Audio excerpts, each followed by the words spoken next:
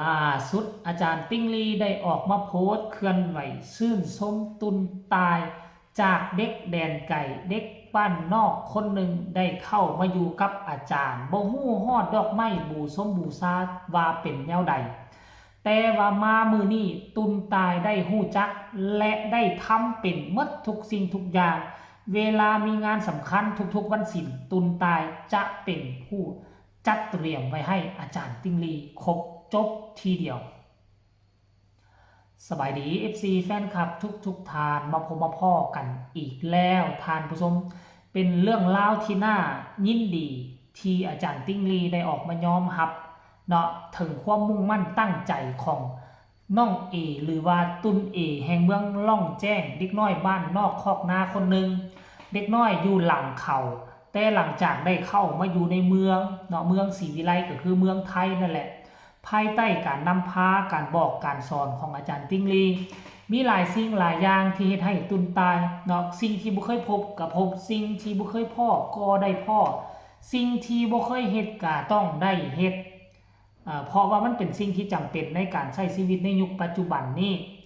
ถึงแม้ว่าตายเนาะมีความมุ่งมั่นตั้งใจเป้าหมายหลักอยากมาเป็นกู้ภัยนำดีอยากมาเฮียนกู้พอกกู้ภัยแต่ว่าอาจารย์ติ้งลีก็สอนให้หมดทุกสิ่งทุกอย่างนอกจากกู้ภัยแล้วสอนวิธีเอาตัวรอดสอนวิธีการเฮ็ดธุรกิจสอนวิธีค้าขายโอ้ยสอนหมดทุกอย่างแม้กระทั่งการเมืองก็สอนกันเนาะจึงเฮ็ดให้ตุนตายเนาะมีความรู้หลากหลายเลยตุนตายมีความรู้หลากหลายบ่ว่าจะด้านกู้พอกกู้ภัยด้านการทำมาค้าขายด้านโอ้ยสมปิและล่าสุดนี่คือการท่านผู้ชมเนาะก็คือว่าแหละคนบ้านนอกคอกนาเพอบางครั้งก็อาจจะบ่ได้เชื่อถือศาสนาพุทธซ้ำอยู่แถวบ้านนอกคอกนาอยู่แถวประเทศลาวนี่น่ะมีคนเชื่อถือศาสนาผีพราหมณ์พุทธเต็มไปหมดแต่ว่าน้องตายได้มีโอกาสมาน่ะมาแรกเริ่มสอนมาอยู่กับอาจารย์ติ้งลีเฮือนนี่ปานซ้ำกับวัดมีฮอดศาลเจ้าทั้งฟังจีนมีฮอดหอพระแก้วส่วนตัวหอพระไงซ้ำกับเฮือนหลังหนึ่งมาอยู่แล้วก็ตื่นตาตื่นใจแล้วบัดนี้ห่วยตนเองอยู่ทั้งบ้านทั้งซองสิเข้าวัดก็ยังบ่แท้บ่ว่าบ่ได้เข้าวัดแต่มาพี่มาอยู่มากินซ้ำนอนกับวัดกับว่ามีหอใหญ่ปานนี้ก็เฮ็ดให้ ตุนตายนี่ตื่นตาตื่นใจดังที่ทุกคนเห็นอยู่ในภาพสิ่งที่บ่เคยเฮ็ดก็ต้องได้เฮ็ดไปหาดอกดอกไม้จัดดอกดอกไม้มาพับมาอย่างต่างๆเว้าตามซื่อว่าแม้แต่ตัวกระทั่งตัวค่อยนี่นะมาเชื่อถือศาสนาพุทธตั้งแต่อายุราวๆ13ปีแต่ค่อยก็ยังเฮ็ดบ่ได้เลยจัดดอกไม้ยังบ่เป็นเลยค่อยน่ะจัดดอกไม้ธูปเทียนสิไปบูชาบ่เป็นแต่อันนี้ตุนตายเฮ็ดเป็นว่ะแม้กระทั่งเฮ็ดขันก็เป็นเฮ็ดหมักเบงก็เป็นภาษาลาวเอิ้นว่าหมักเบงนะเอาตองกล้วยมาเฮ็ดเป็นคล้ายๆคือเจดีย์แล้วก็เอาดอกไม้ประดับใส่น่ะบ่ฮู้ว่าทางฝั่งไทยเขาจะเอิ้นว่าอีหยังค่อยแล้วบ่เป็นเลยแม้กระทั่งคัดจัดขัน5ค่อยก็ยังบ่เกือบบ่เป็นแล้วแต่ว่าตุนตายเฮ็ดเองหมดนี่น่ะเฮ้ยมาอยู่กับอาจารย์ติ๊งลีประมาณเดือนนึงนี่เฮ็ดเป็นขนาดนี้เลยวะบ้านเฮาภาษาลาวภาษาอีสานเฮ็ดซวยเฮ็ดขัน5แล้วก็เฮ็ดหมักเบงเพื่อเอาไปประกอบพิธีบูชาซึ่งเมื่อวานนี่ก็เป็นวันใหญ่เด้เป็นบุญวันเข้าพรรษาทั้งลาวและไทยก็พากันเฮ็ดเป็นพิธีอย่างใหญ่โตเลยแต่ละวัดแต่ละพื้นที่ก็บ่คือกันหนึ่งในนั้นก็หอพระแก้วหอพระของอาจารย์ติ้งลีก็ได้จัดพิธีตัวนี้คือกันศิษย์กับอาจารย์2คนพากันเฮ็ดเรียบร้อยกับศิษย์กับอาจารย์2คนพากันนั่งกราบไหว้บูชาโอ้ยสมมติเป็นภาพบรรยากาศที่เห็นแล้วอบอุ่นว่ะ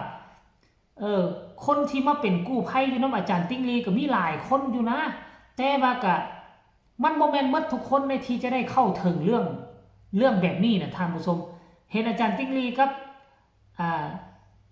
ตุนตาย2คนนั่งอยู่ในหอพระแก้วโอ้ถูกไหมอาจารย์ติ้งลีก็ยกขันบูชานั่นแหละคือศิษย์ตายอะไรเป็นผู้จัดเตรียมให้ยกขึ้นมาแล้วก็ทำพิธีสวดมนต์ท่านผู้ชมเอ้ย แล้วก็มีตุนตายนางอยู่ทางด้านหลังห่างจากอาจารย์ติ้งลีไปประมาณ2 เมตรแล้วก็มีคนนึงเป็นผู้ทายคนที่ทายน่าจะเป็นคุณชายเล่งหรือบอเนาะท่านผู้ชมก็จะมี2-3 คนนี่แหละเขาเจ้าอยู่ร่วมกันนี่นะโอ้ยเนาะโชคดีของน้องตายอีหลีเว้ยหมดคำสิเว้าตุนตายนี่คือโชคใหญ่มหาศาลที่ได้มาอยู่ในระดับนี้ตอนนี้ไปก็สิอาจารย์ตายได้คันว่าได้เฮียนแบบนี้ไปแล้วนะขั้นก่อนแล้วนี่ว่าเฮียนแต่กู้ภัยไปก็สิไปเป็นกู้ภัยก็บ่อาจารย์แต่ถ้าคันเฮียนฮู้ลักษณะแบบนี้ทอดวิชาความรู้ถ่ายทอดวิชาความรู้กับอาจารย์มาก็สิมากลายเป็นอาจารย์ได้ผู้ใดสิขึ้นเฮือนใหม่ผู้ใดสิขึ้นบ้านใหม่ผู้ใดสิตั้งเสาเอกเสาโทเห็นบ่ก็สิได้มาหาอาจารย์ตายได้อยู่แถวเมืองล่องแจ้งนี่สิไปทำพิธีเพื่อเป็นสิริมงคลให้บรรดาคนที่ขึ้นบ้านใหม่ขึ้นห้านใหม่ฝั่งเสาเอกเสาโทนี่นะท่านผู้ชม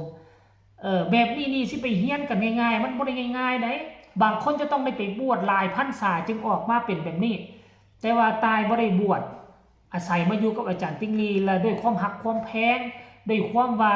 ตายเนาะเป็นคนที่มุ่งมั่นตั้งใจและเป็นคนที่ทำความดีบ่ค่อยเกเรเกนังเตะตาต้องใจอาจารย์ติ้งลีจึงเฮ็ดให้อาจารย์ติ้งลีต้องยอมถ่ายทอดให้บ่แม่นว่าไผก็สิมาเฮียนได้อันนี้นะบ่แท้ว่ากับบ่ได้ถ่ายทอดให้กันได้ทุกคนถ้าเป็นคนที่บ่เข้าชะตากันอันนี้ดวงชะตาอาจารย์ติ้งลีกับตายคงจะเข้ากัน